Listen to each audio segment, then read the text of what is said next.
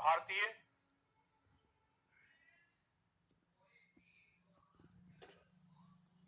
अर्थव्यवस्था में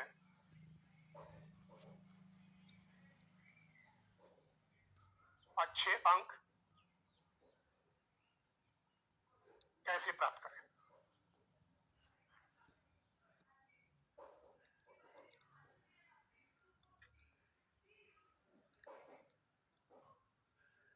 कैसे प्राप्त करें। देखो, अधिकांश लोग कहते हैं कि अर्थव्यवस्था की तैयारी कैसे करें। तैयारी महत्वपूर्ण नहीं, महत्वपूर्ण है अंक, क्योंकि परीक्षा में आपकी सफलता जो है सिर्फ एक ही चीज पर निर्भर करती है, वो होता है अंक। हमेशा ध्यान रखो, इसलिए जो भी पढ़ो, जो भी विषय पढ़ो, यहाँ पे विषय को पढ़ने की आवश्यकता नहीं होती है, यहाँ पर एग्जाम को पढ़ने की आवश्यकता होती है। इकोनॉमिक्स तो 11th-12th में भी है, इकोनॉमिक्स बीकॉम में भी है, इकोनॉमिक्स एमबीए बीबीए कई इकोनॉमिक्स पढ़ा जाता है, एसएससी में भी है, बैंकिंग में भी है, बीपीएससी में भी है, हर जगह। हम बात करें यूपीएससी की, तो वहां पे इसका अप्रोच अलग होता है, तरीके अलग होते हैं, रणनीति अलग होती है। तो निश्चित तौर पर किसी भी विषय में, हिस्ट्री, ज्योग्राफी, पॉलिटी, इकोनॉमी, कोई विषय हो, उस विषय में सबसे महत्वपूर्ण होता है कि आप उस विषय की तैयारी करने के लिए उस एग्जाम के पैटर्न को समझें, एग्जाम में किस टाइप से क्वेश्चन आते हैं उसको समझें। यानी कि स्ट्रेटजी जो है आपकी हमेशा होनी चाहिए कि आप एग्जाम में अंक कैसे लाएं, क्योंकि आपकी सफलता जो है आपके ज्ञान पर निर्भर नहीं करती है, बल्कि आपकी सफलता जो आपके मार्क्स पर निर्भर करती है, आपके अंक पर निर्भर करती है। किसी भी एग्जाम में सफलता के लिए ज्ञान बहुत जरूरी है, नॉलेज बहुत जरूरी है, लेकिन ये भी ध्यान रखें कि सिर्फ नॉलेज से सक्सेस नहीं मिलता है।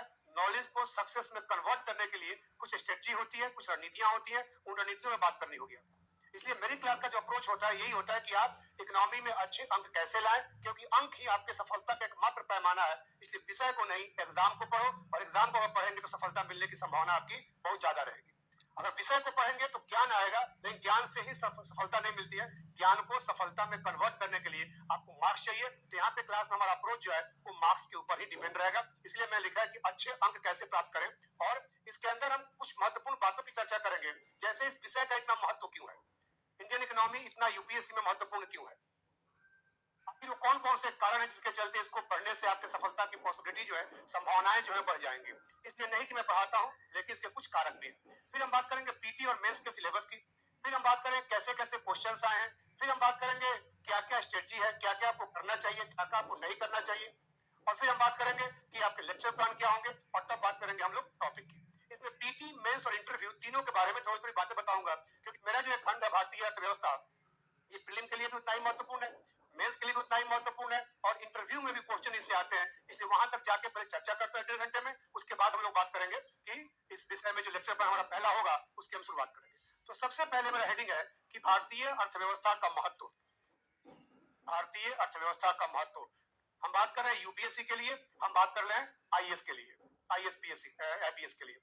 भारतीय अर्थव्यवस्था का महत्व,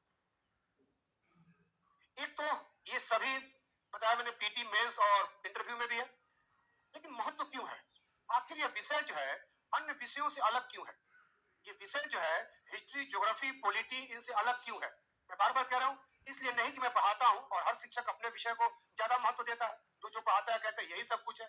हिस्ट्री वाले सब हिस्ट्री को महत्व देते हैं, ज्योग्राफी वाले कहते हैं बिना भूगोल के कुछ होगा ही नहीं, धरती है तभी हिस्ट्री है, तभी इकोनॉमी है, तभी पॉलिटी है। पॉलिटी वाला कहता है कि सब कुछ मैं ही हूं।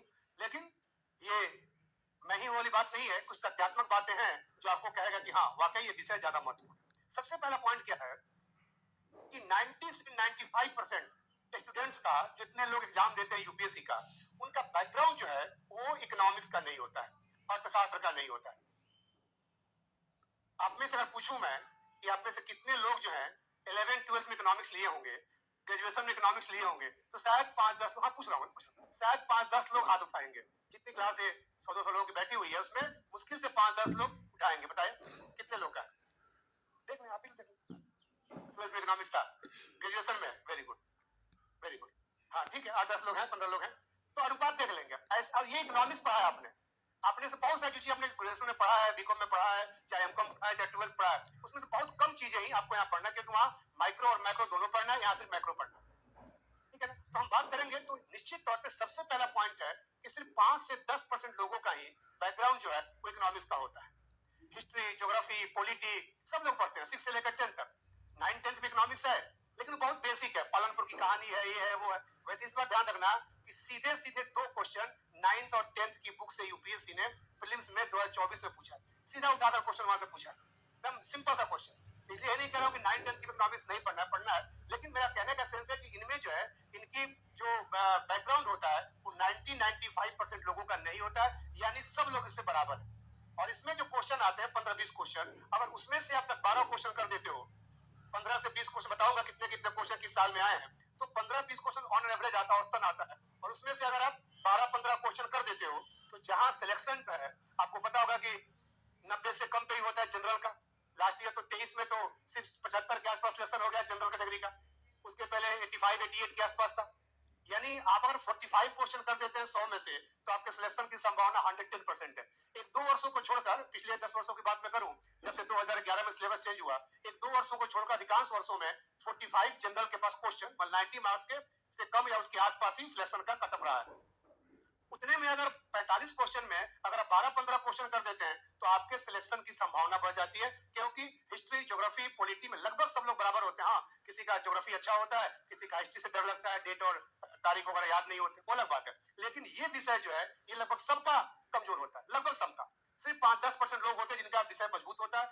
इसलिए अगर इसमें आप बेहतर करते हैं, तो आपके एग्जाम में सिलेक्शन की संभावना जो है औरों की तुलना में ज्यादा हो जाती है। इसलिए हम लोगों को इस पे ध्यान देना, इसका सबसे बड़ा महत्व है।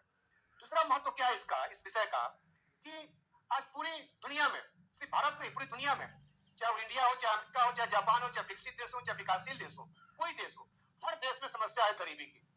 अलग अलग गरीबी है। मैं समझा कि अमेरिका में गरीबी नहीं, वहां गरीबी का पैमाना अलग है।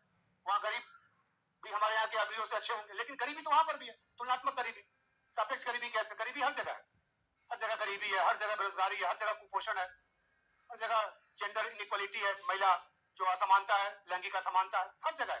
पूरी दुनिया में आर्थिक, सामाजिक समानता, सॉरी असमानता, अन्याय की बात चल रही है पूरी दुनिया में।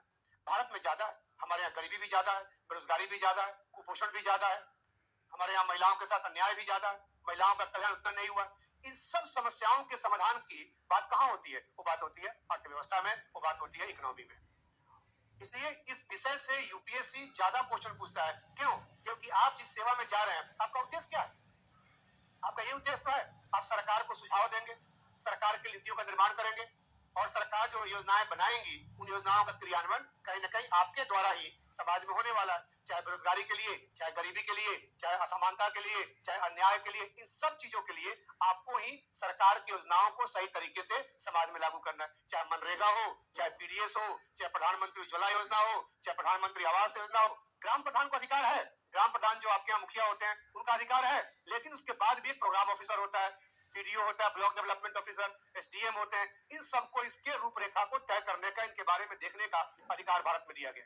तो आप अपने भविष्य में अपनी चीजों को समझे, आप जा कहां रहे हैं, आपकी नियुक्ति किस लिए हो रही है? आपकी नियुक्ति हो रही है समाज के समस्याओं के समाधान के लिए।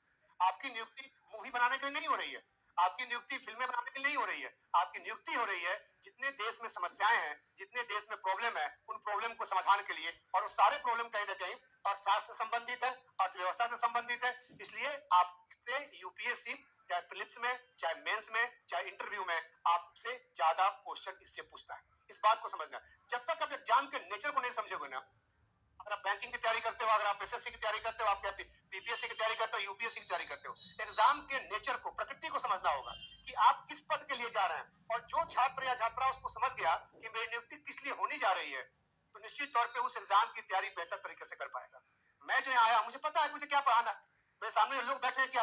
अब यहाँ पर अगर मैं लगूं कॉलेज का लेक्चर देने, यहाँ पर अगर लगूं मैं नेट जेआरएफ और पीएचडी पढ़ाने, यहाँ पे लगूं मैं आपको एसएससी बैंकिंग पढ़ाने, तो निश्चित तौर पर मेरा उद्देश्य पूरा नहीं होगा, आपका उद्देश्य नहीं पूरा होगा। इसीलिए यूपीएससी के नेचर को समझना होगा, भविष्य में अपनी भूमिका को समझनी होगी कि आप किस भूमिका में जाना चाहते हैं, आप किस भूमिका में जा रहे हैं। समस्या यही होती है, आप निकल ही नहीं पाते हैं, आपको निकलने में लग जाता है 3-4 साल, और इसीलिए 3-4 साल बाद जोश ठंडा हो जाता है, आपको सफलता नहीं मिलती है। अगर आप अपनी भूमिका को सोच लें कि 4 साल बाद मुझे क्या करना है, 4 साल बाद मुझे किस पद पे जाना है, 4 साल बाद मुझे मेरी भूमिका क्या होगी, तो निश्चित तौर पर यूपीएससी ऐसे कैंडिडेट की तलाश करता है जो भविष्य में उस भूमिका पर पहुंचने के लिए तैयार हो।